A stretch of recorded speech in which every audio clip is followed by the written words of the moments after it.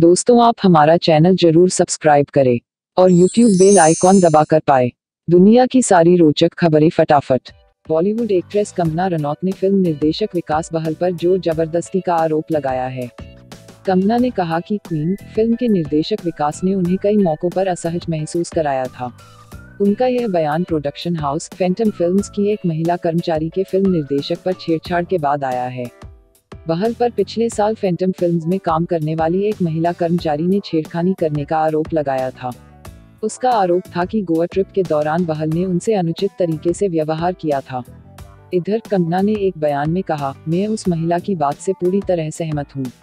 2014 में queen film की shooting के दौरान शादीशुदा होने के बावजूद बहल मेरे सामने शेखी बघारते थे कि वह रोज रोज एक नई लड़की के साथ यौन संबंध बना है। मैं लोगों और उनकी शादियों को जज नहीं कर रही, लेकिन जब लत बीमारी बन जाती है तो दिक्कत होती है। कंगना ने आगे कहा, वह मुझे कहते थे कि मैं कूल नहीं हूँ और मुझे एंजॉय करना नहीं आता। यह कहकर मुझे शर्मिंदा किया जाता था।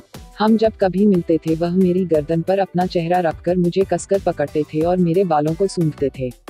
मुझे उन्हें हटाने में काफी जोर लगाना पड़ता था।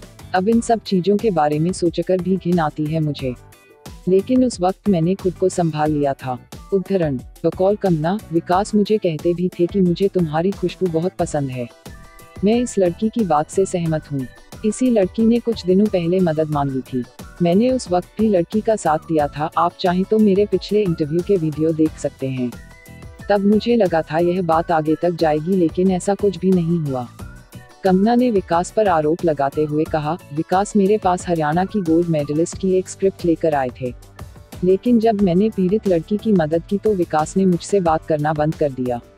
वह फिल्म मेरे हाथ से निकल गई, लेकिन मुझे इसका कोई गम नहीं है।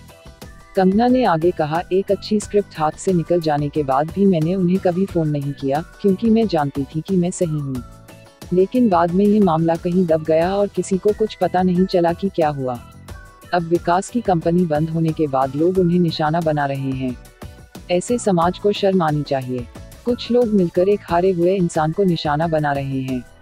यह विरोध किसी के लिए मनोरंजन होगा या फिर किसी मनोरंजन पत्रिका में छप जाएगा।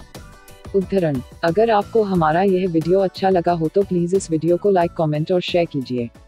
ऐसी ही और रोचक खबरें देखने के लिए सब्सक्राइब कीजिए हमारे चैनल को। Thank you.